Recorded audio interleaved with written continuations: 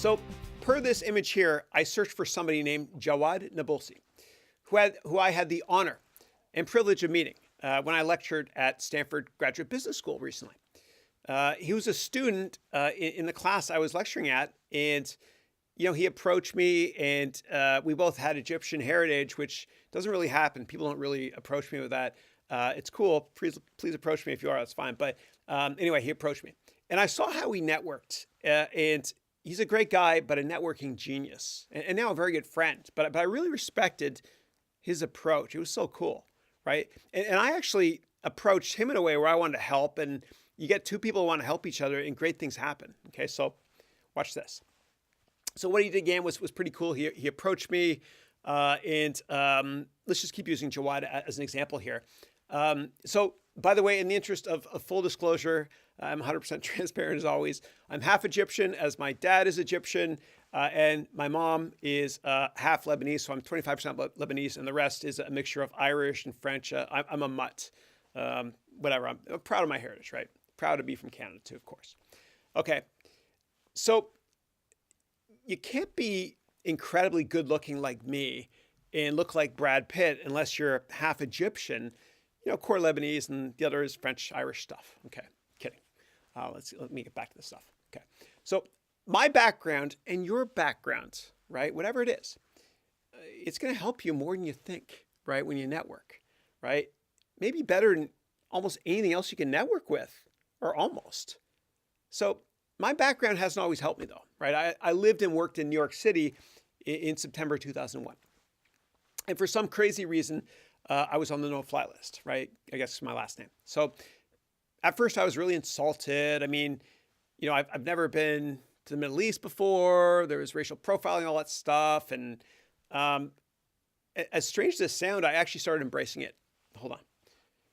Because what would happen was at LaGuardia, there were ridiculous lineups at JFK too to get onto the airplanes right after 9/11. And because, of my last name or whatever it is, I don't even know, I would always get escorted to the front of the line. I would ask, right?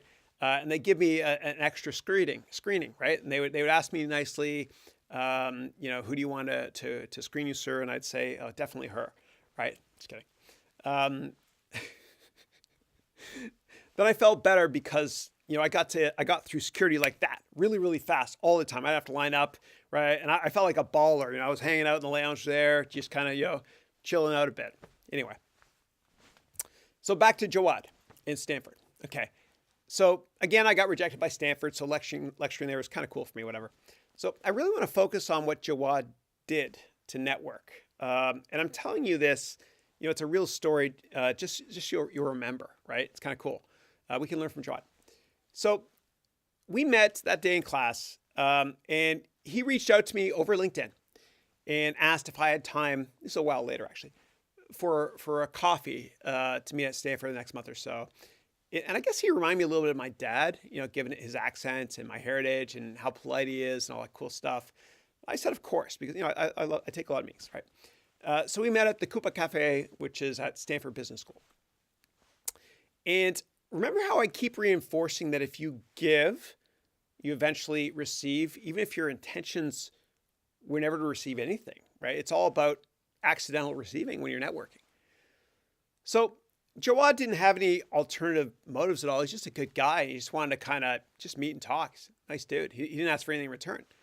Well, when we met at Stanford there for the coffee at Coupa Cafe, he gave me this beautiful Egyptian papaya or papyrus. Isn't that nice? Beautiful, right? He gave this to me. It's really, really nice of him. Yeah, I guess he brought it from Egypt. Really, really cool. It's a nice gesture. I'm gonna get it framed soon too. It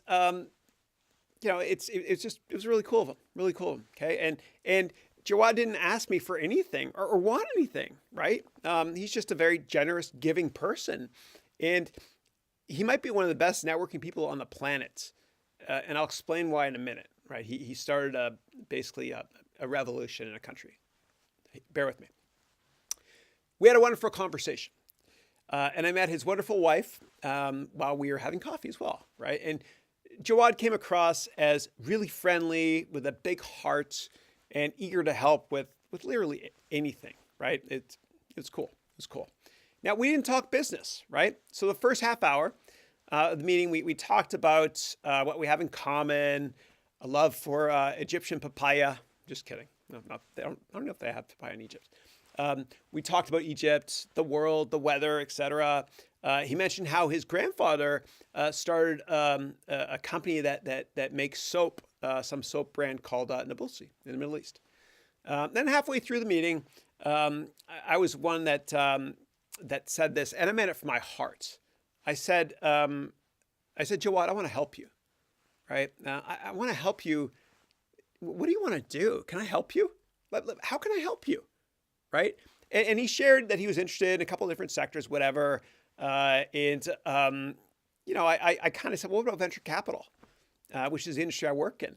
And I said, that's something you might be interested in, right? And I then pulled out my iPhone and I called a great friend of mine at an awesome venture capital firm. And I did the call right in front of Jawad. And I said, Tad, I have a great guy that you got to meet. Can I introduce you to over email or over LinkedIn? You guys are going to hit it off. And of course, Tad said yes, right? I then told Jawad, hey, I know two other guys that have Egyptian heritage actually run venture capital firms. Can I introduce you? Right? And I don't know why. It's just I want to help. It's just the way I am. Right? A lot of people are like this. I wanted to help him because he seemed like a good guy. We bonded. And so he gave, and I wanted to give, but I wanted to give regardless of if he gave. Right?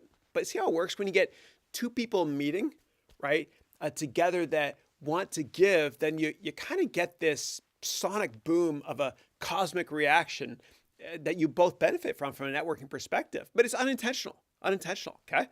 He was so nice and so humble. And I even asked him if he wanted to do an Arabic version of my online course called An Entire MBA in One Course. And he said yes. I was like, wow, cool. And I like working or partnering with people, I like, and of course I want to help. I eventually asked Jawad to join my board of directors, as you can see here, right? He joined Haroon Education Ventures, whatever. He put it on his profile, and now I wanted to help from my heart, and vice versa. There's never any ulterior motive for us, right? We both wanted to give, right? And so the reason I mentioned this whole story, right? The reason I mentioned it is because there's something about him I want to tell you about.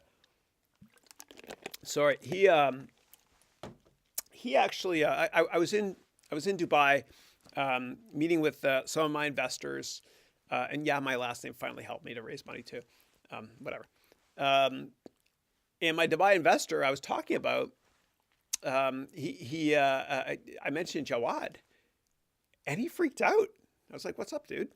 He said, "Do you know who this guy is?" Right? And I was like, "I don't know. It seemed like just this kind of cool, laid back guy with Egyptian roots, and he lived in Canada for a while too, apparently. But nice guy. I met him in Palo Alto."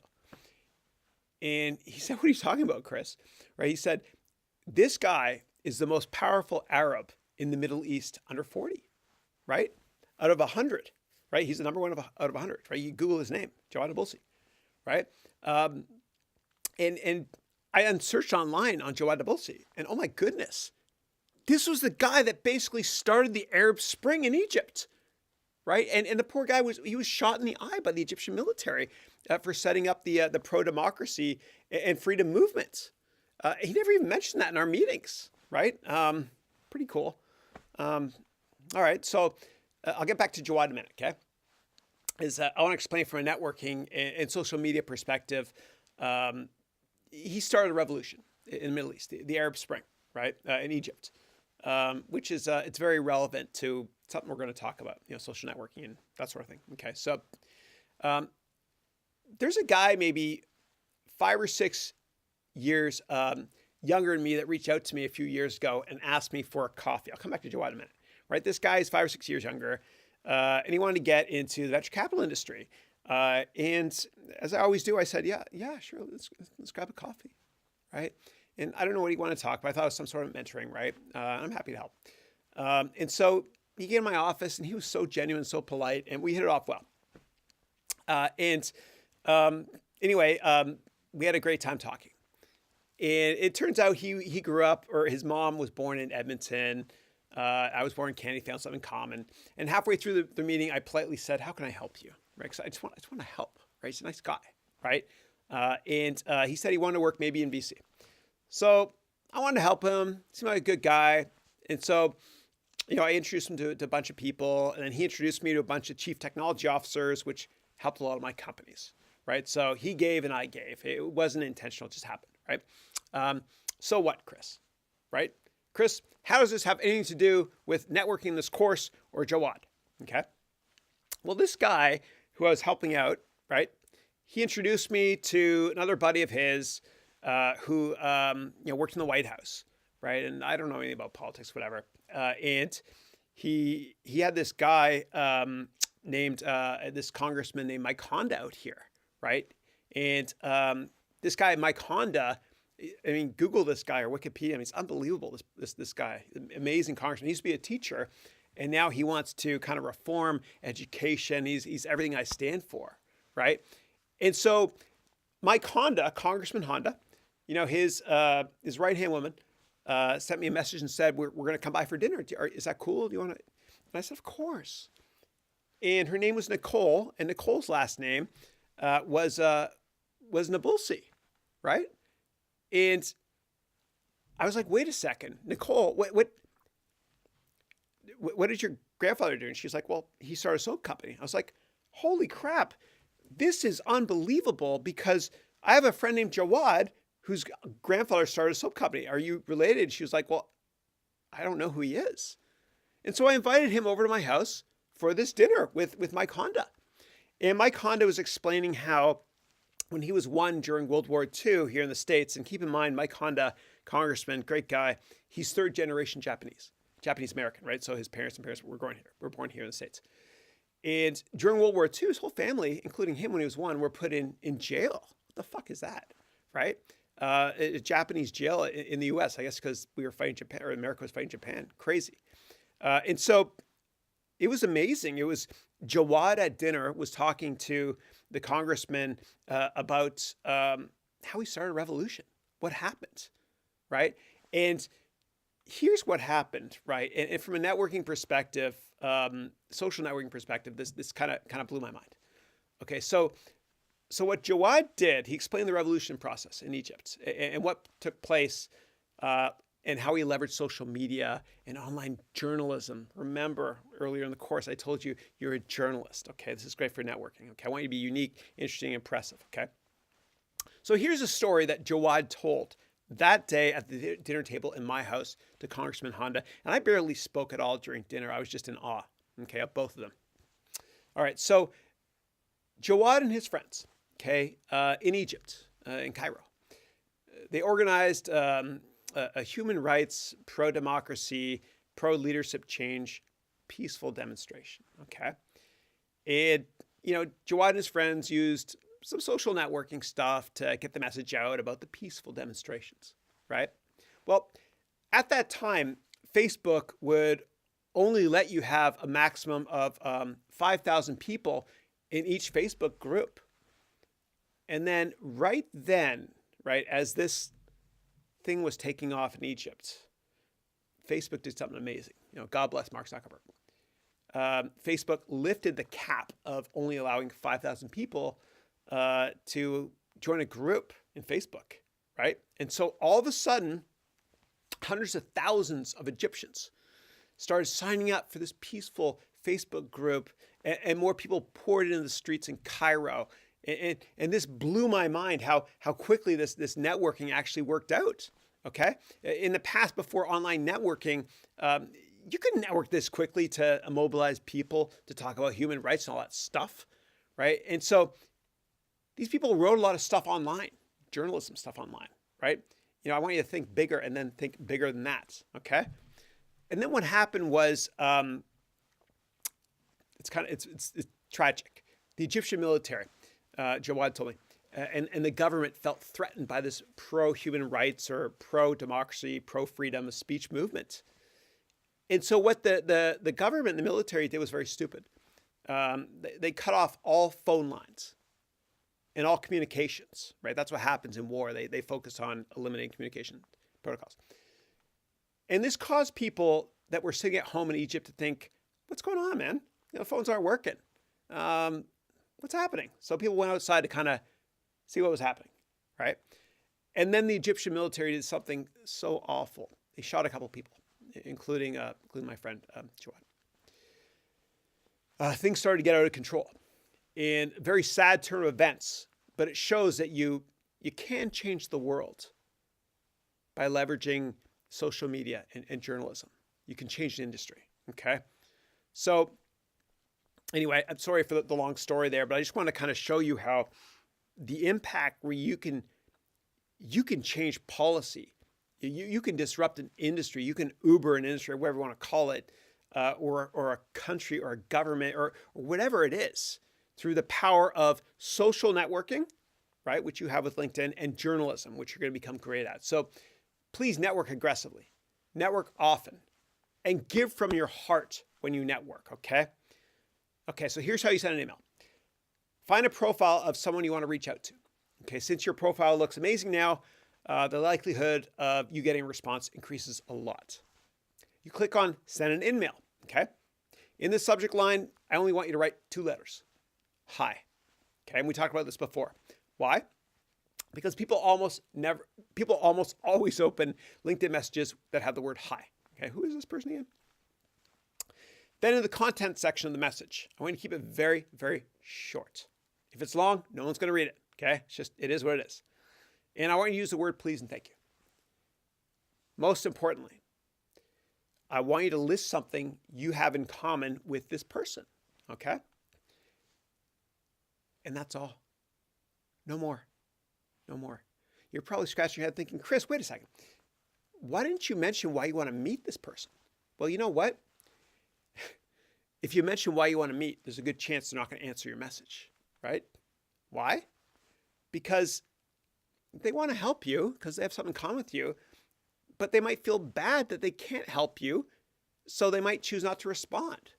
For example, if you wrote that you wanted to meet to talk about getting a job, then they might feel bad that they might not be able to help you.